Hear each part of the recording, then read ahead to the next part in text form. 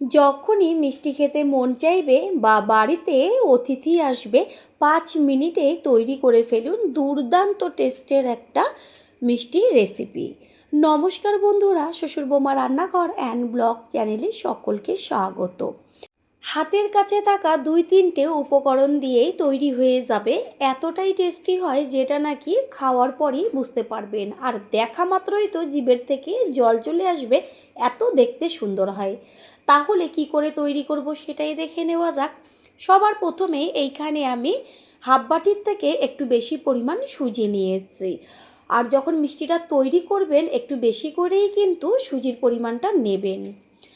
এবার গ্যাসের ওভেনে কড়াই বসিয়ে তাতে দিয়ে দিলাম 1 চা চামচ পরিমাণ ঘি।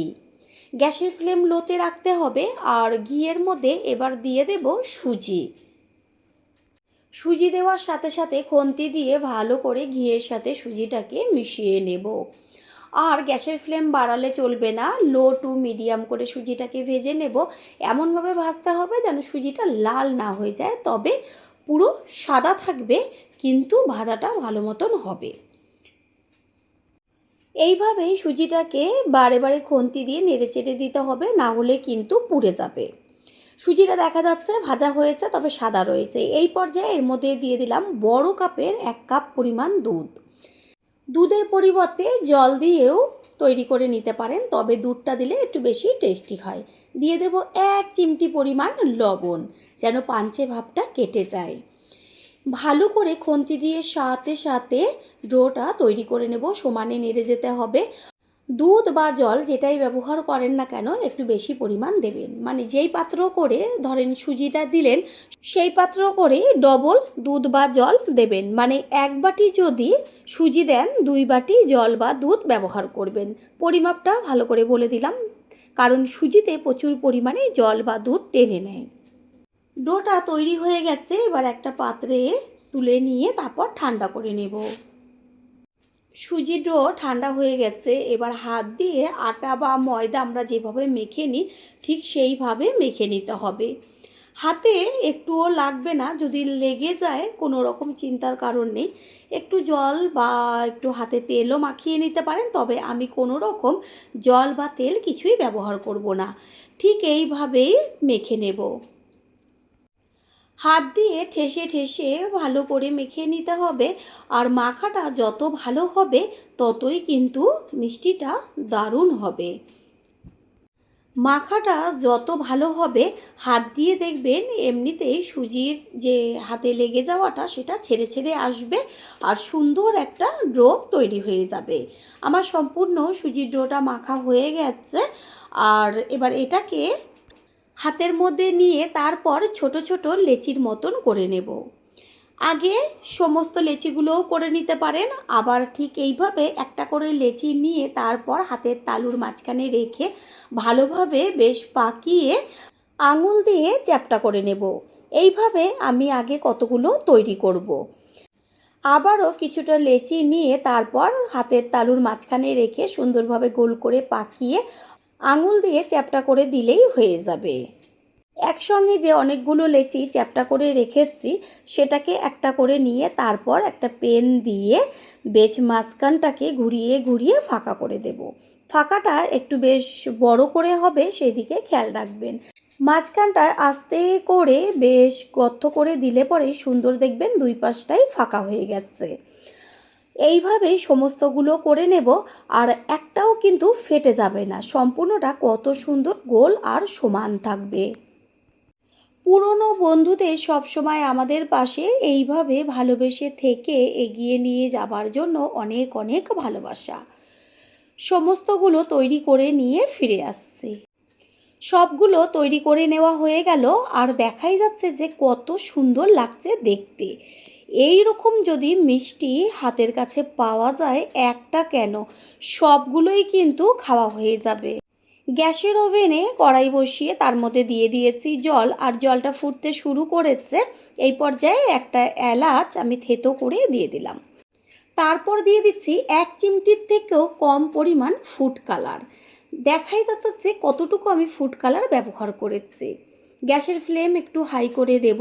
কালারটা দেখা যাচ্ছে জলের কত সুন্দর চলে এসছে। ওই 1 চিমটে ফুড কালারে। তারপর দিয়ে দিলাম চিনি পরিমাণ মতন। আর এই যে শিরাটা তৈরি করব, এটা কিন্তু একদম ঘন শিরা তৈরি করব না। শিরাটা তৈরি হোক, গ্যাসের অন্য ওভেনে আমি আর একটা কড়াই বসিয়ে তাতে দিয়ে দিয়েছি সাদা তেল। তেলের পরিমাণটা একটু বেশি দিয়েছি, কিন্তু দেখবেন যে তেল একদমই কিন্তু টানবে না, যেমন তেল তেমনই থাকবে। একটা একটা করে খুব সাবধানে গরম তেলের মধ্যে দেবেন। ওই যে মাঝখানে ফাঁকা আছে সেইখান থেকে কিন্তু তেল ছিটতে পারে, সেই কারণে দেওয়ার সময় খুব সাবধানে দেবেন। গ্যাসের ফ্লেম লোতে রেখে এগুলোকে ভাজতে হবে। আর এই দিকে খুন্তি দিয়ে একটু নেড়েচেড়ে দেব চিনির শিরাটা তৈরি হবার জন্য। বেশি আগের থেকে শিরাটা জাল দিয়ে নেওয়ার কোনো রকম দরকার নেই, তাহলে ঠান্ডা হলে একদম ঘন হয়ে যাবে শিরাটা। নিচের পিঠটা হালকা যখন ভাজা হবে তখন উল্টে দেব ওপরের পিঠটা হবার জন্য। কত সুন্দরভাবে ফুলে ফুলে উঠছে সেটা তো দেখাই যাচ্ছে। এই মিষ্টিটা যখন তৈরি করবেন, বারবার বলছি পরিমাণে বেশি তৈরি করবেন, না হলে কিন্তু একজনেরই ভাগে হবে না। কারণ এই যে ভেজে তোলার পরেও খেতে এত টেস্টি লাগে, যেটা শুধু শুধু মানে চিনির শিরা ছাড়াই সেটা আপনারা খাওয়ার পরেই বুঝতে পারবেন। এটা চা বা কফির সাথে খেতে লাগবে দুর্দান্ত। নিচের পিঠটা হালকা কালার এসছে, উল্টে দিয়েছি ওপরের পিঠটা হবার জন্য। ঠিক এইভাবে এপিঠ ওপিঠ করে বারে বারে নেড়ে চেড়ে দিতে হবে। আর গ্যাসের ফ্লেম লো টু মিডিয়ামে রাখতে হবে, না হলে চট করে পুড়ে যাবে আর ভেতরটা ভালো মতন হবে না। প্রথমবার যারা আমাদের চ্যানেল ভিজিট করছেন তাদের আন্তরিক শুভেচ্ছা ও অনেক ভালোবাসা। আমাদের রেসিপিগুলো যদি ভালো লেগে থাকে সাবস্ক্রাইব করে দেওয়ার অনুরোধ রইল, ও পাশে থাকা বেল আইকনে ক্লিক করলে পরবর্তী ভিডিওগুলো সবার আগে আপনাদের কাছেই পৌঁছে যাবে। এটা ভাজা হতে থাক, অন্যদিকে আমি যে চিনির শিরাটা তৈরি করছি সেটা দেখে নেওয়া যাক যে কতখানি শিরা তৈরি হয়েছে। আমি খুন্তি করে তুলে দেখিয়ে দিচ্ছি যে শিরাটা কতটা জাল হয়েছে।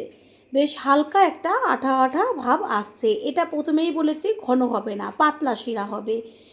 এদিকেও কত সুন্দর কালারটা এসছে সেটা তো দেখাই যাচ্ছে। ঠিক এইভাবে বারে বারে উল্টে উল্টে দিতে হবে।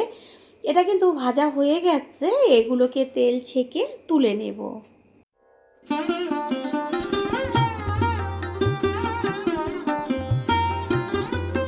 চিনির শিরা তৈরি হয়ে গেছে, গ্যাস অফ করে দিয়েছি।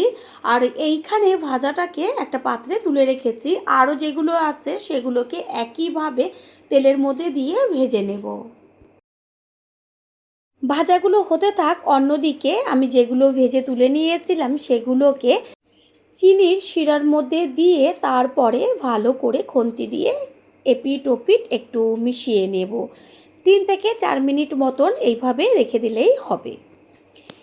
নিচের পিঠটা হয়ে গেছে, উল্টে দেব ওপরের পিঠটা হবার জন্য। বেশিক্ষণ রাখার দরকার নেই শিরার ভেতরে, 3 থেকে 4 মিনিট মতন আমি ভিজিয়ে রেখেছিলাম। তারপরে শিরার থেকে আস্তে করে খুন্তির ওপরে তুলে রাখছি। বন্ধুরা, আপনারা যে যেইখান থেকে ভিডিওটি দেখছেন অবশ্যই কমেন্টের মাধ্যমে জানাবেন। আপনাদের ধন্যবাদ জানাতে পারলে সত্যিই আমরা ভীষণ ভীষণ আনন্দিত হব। আপনাদের করা কমেন্টসগুলো পেয়ে আমরা এতটাই উৎসাহিত হই পরের ভিডিওগুলো তৈরি করার জন্য। এগুলোও ভেজে নেওয়া হয়ে গেল। একইভাবে তেল ছেঁকে তুলে তারপর চিনির শিরার মধ্যে দিয়ে দেব।